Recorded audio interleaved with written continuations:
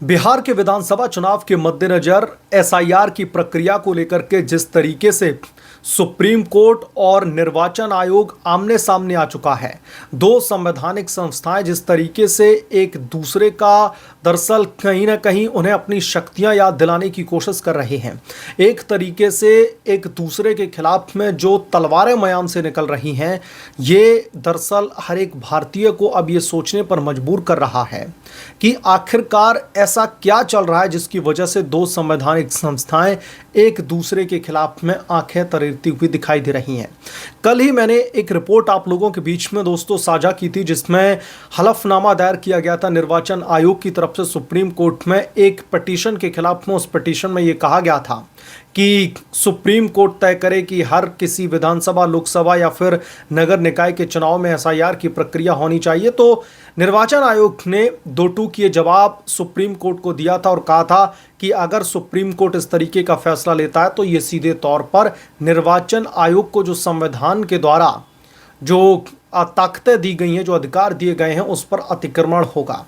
अब दोस्तों एक और ऐसी खबर निकल करके सामने आ रही है जिसकी वजह से राजनीतिक गलियारों में ये चर्चा शुरू हो गई है कि क्या वाकई में सुप्रीम कोर्ट और निर्वाचन आयोग एक दूसरे के खिलाफ में जो है जिस तरीके से कहीं ना कहीं दोनों के बीच में तकरार की स्थिति जो है देखने के लिए मिल रही है, क्या ये किसी भी लोकतांत्रिक व्यवस्था के लिए ठीक है? और सुप्रीम कोर्ट को क्या हो गया है? सुप्रीम कोर्ट के जज ने दोस्तों आज जो टिप्पणी की है उसे जानने के बाद में आप भी यकीनन तौर पर हैरान रह जाएंगे कि आखिरकार सुप्रीम कोर्ट कर क्या रहा है। क्या हुआ है सुप्रीम कोर्ट में एसआईआर की प्रक्रिया को लेकर के, जिसकी वजह से अब निर्वाचन आयोग और सुप्रीम कोर्ट के बीच में एक और भी ज्यादा रार बढ़ती हुई दिख रही है। इसका हम इस रिपोर्ट में विश्लेषण करेंगे, लेकिन उससे पहले आपसे विनम्र निवेदन है कि प्लीज चैनल को सब्सक्राइब कर लें और अगर आपको यह रिपोर्ट पसंद आए तो प्लीज वीडियो को लाइक जरूर करें। चलिए सीधे मुद्दे पर आते हैं। सुप्रीम कोर्ट में एसआईआर की प्रक्रिया को लेकर के लगातार सुनवाई चल रही है। जब से निर्वाचन आयोग ने एसआईआर की प्रक्रिया का ऐलान किया है, तब से बहुत सारी पिटीशन सुप्रीम कोर्ट में गई हैं और सुप्रीम कोर्ट इस बाबत सुनवाई कर रहा है। चौंकाने वाली बात कल सुप्रीम कोर्ट की जज की तरफ से यह कही गई है। दरअसल पुनरीक्षण, जो वोटर लिस्ट का पुनरीक्षण चल रहा है, उसको लेकर के सुनवाई के दौरान सुप्रीम कोर्ट ने सख्त टिप्पणी की। सर्वोच्च अदालत ने कहा कि अगर चुनाव आयोग द्वारा एसआईआर की प्रक्रिया में किसी भी प्रकार अवैध गतिविधि होती है तो फिर कोर्ट पूरी की पूरी प्रक्रिया को ही रद्द कर देगा। कोर्ट ने यह भी कहा कि अगर ऐसा फैसला लिया गया तो केवल बिहार के एसआईआर के लिए नहीं बल्कि पूरे देश पर लागू होगा। अभी तक एसआईआर की प्रक्रिया में मैं आप लोगों से पूछता हूं और आप लोग अपनी बात मुझे कमेंट में जरूर लिख करके बताएं। मैं सारी कमेंट्स जो है पढ़ता हूं। आप लोग बताइए, अभी तक चुनाव आयोग की तरफ से जो एसआईआर की प्रक्रिया में जितने भी प्रिकॉशंस लिए गए हैं या फिर जितने भी फैसले लिए गए, क्या कोई भी फैसला अवैध था? सुप्रीम कोर्ट की यह टिप्पणी वाकई में चौंकाने वाली है। थोड़ी देर के लिए सुप्रीम कोर्ट के जज की इस टिप्पणी को सुनने के बाद में लिबरल लॉबी भले ही खुश हो जाए कि निर्वाचन आयोग को किस तरीके से सुप्रीम कोर्ट फटकार लगा रहा है, सख्त टिप्पणी कर रहा है सुप्रीम कोर्ट निर्वाचन आयोग पर, लेकिन यहां पर समझने वाली बात यह है कि सुप्रीम कोर्ट जब यह फटकार लगा रहा है, जब यह सख्त टिप्पणी कर रहा है, तो किस अवैध प्रक्रिया को, किस अवैध गतिविधि को रेफर कर रहा है?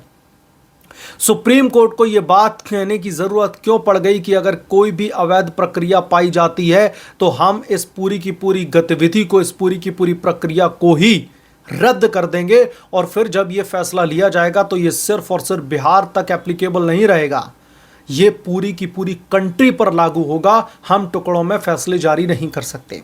अब चूंकि मैंने रिपोर्ट के इनिशियल फेज में कहा कि निर्वाचन आयोग ने जिस तरीके से अपने हलफनामे में सुप्रीम कोर्ट की कहीं ना कहीं उसको दायरे में रहने की एक बात कही है कि अगर सुप्रीम कोर्ट किसी भी तरीके का फैसला एसआईआर को लेकर के स्पेसिफिकली उस पिटीशन के खिलाफ में, जिस पिटीशन में यह दावा किया गया था कि पूरे देश में जब भी लोकसभा के चुनाव होते हैं, विधानसभा के चुनाव होते हैं, नगर निकाय के चुनाव होते हैं, तो हर बार एसआईआर का आदेश दिया जाना चाहिए। तो सुप्रीम कोर्ट चुनाव आयोग को यह निर्देश दे कि वो एसआईआर हर बार करवाएं ताकि हम जो भी घुसपैठी हैं या फिर जो इलीगल वोटर्स हैं उन्हें हम मतदाता सूची से बाहर रख सकें। तो इस पर चुनाव आयोग ने यह सीधे तौर पर कहा है कि संविधान अधिकार देता है चुनाव आयोग को कि वो जब चाहे, जैसे चाहे कोई ये समय सीमा फिक्स नहीं कर सकता। इलेक्शन कमीशन ऑफ इंडिया के ऊपर कोई निर्देश इंपोज नहीं कर सकता कि वो उसे कब दरअसल एसआईआर की प्रक्रिया शुरू करवानी है। तो इस पर जब दो टूक जवाब दिया गया तो सुप्रीम कोर्ट भी ऐसा लग रहा है कि तिलमिलाया हुआ है, जिसकी वजह से सुप्रीम कोर्ट के जज इस तरीके की टिप्पणी कर रहे हैं कि कोई भी अगर अवैध गतिविधि पाई जाती है तो हम इस एसआईआर की प्रक्रिया को रद्द कर देंगे। लेकिन सुप्रीम कोर्ट की तरफ से इस बात का मेंशन नहीं किया जाता कि वो किस अवैध गतिविधि की बात कर रहे हैं। एसआईआर जो भी प्रक्रिया चल रही है वो पूरी तरीके से लीगली चल रही है। जो हमारी कानूनी प्रक्रिया है, जो हमारी संविधान इजाज़त देता है, उसके तहत election commission of India SIR करवा रहा है। इसमें इलीगल या फिर अवैध क्या हो गया जिस पर सुप्रीम कोर्ट इतना ज़्यादा भड़का हुआ है। अब एसआईआर की वैधता पर आखिरी बहस के लिए सुप्रीम कोर्ट ने दोस्तों 7 अक्टूबर की तारीख को मुकर्रर कर दिया है। आपको बता दें कि पिछले सोमवार यानी कि 8 सितंबर को यह आदेश दिया गया था कि एसआईआर की प्रक्रिया के तहत वोटर लिस्ट में नाम जोड़ने के लिए ज़रूरी 11 दस्तावेजों में उसके अलावा आधार कार्ड को 12वें दस्तावेज के तौर पर शामिल किया जाए, और जिसके लिए चुनाव आयोग भी पूरी तरीके से तैयार हो चुका है। तो फिर सुप्रीम कोर्ट की ये टिप्पणी वाकई में बहुत ज़्यादा चौंकाने वाली है।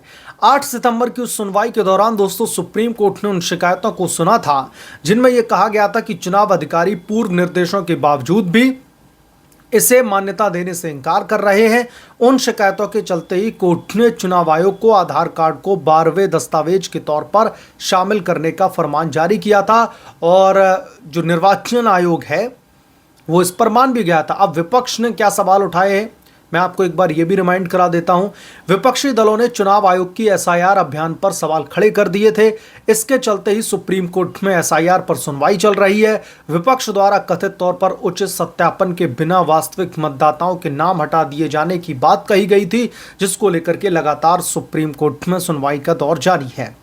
अब देखिए, विपक्ष का काम तो है पिटीशंस डालना, जो भी निर्वाचन आयोग कर रहा है उस एसआईआर की मैं प्रक्रिया की यहाँ पर बात कर रहा हूँ, और जिस तरीके से चुनाव दर चुनाव विपक्ष हारता जा रहा है तो यकीनन तौर पर वो सवाल खड़े करेंगे।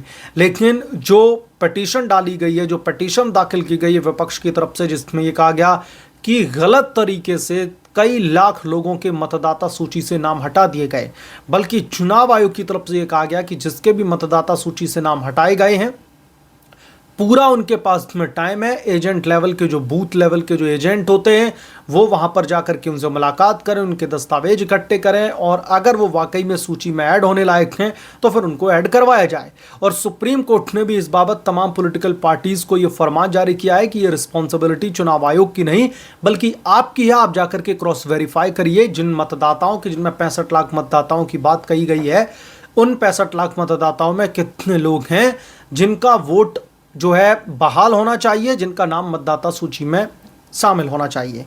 तो कुल मिलाकर के दोस्तों खबर यही है कि जिस तरीके से सुप्रीम कोर्ट की ये सख्त टिप्पणी आई है, जो तल्ख टिप्पणी आई है सुप्रीम कोर्ट की, ये वाकई में बहुत सारी चीज़ों की ओर इशारा कर रही है कि किस तरीके से सुप्रीम कोर्ट तिलमिलाया हुआ है, किस तरीके से एसआईआर की प्रक्रिया को लेकर के ये बात कहता है कि अगर कुछ भी हमने अवैध पाया तो पूरी की पूरी एसआईआर की प्रक्रिया को ही रद्द कर देंगे। ये वाकई में बहुत ज़्यादा चौंकाने वाला है। आप क्या सोचते हैं इसके बारे में, आपकी क्या राय है, हमें कमेंट करके ज़रूर बताएं। जल्द मिलूंगा किसी दूसरे बड़े अपडेट के साथ में, तब तक के लिए धन्यवाद। अगर आप लोग चैनल पर नए हैं तो प्लीज़ चैनल को सब्सक्राइब कर लें, साइड बने बेल आइकन को ज़रूर प्रेस करें ताकि जब भी मैं कोई नया अपडेट लेकर के आऊँ तो इसकी जानकारी सबसे पहले आपको मिले।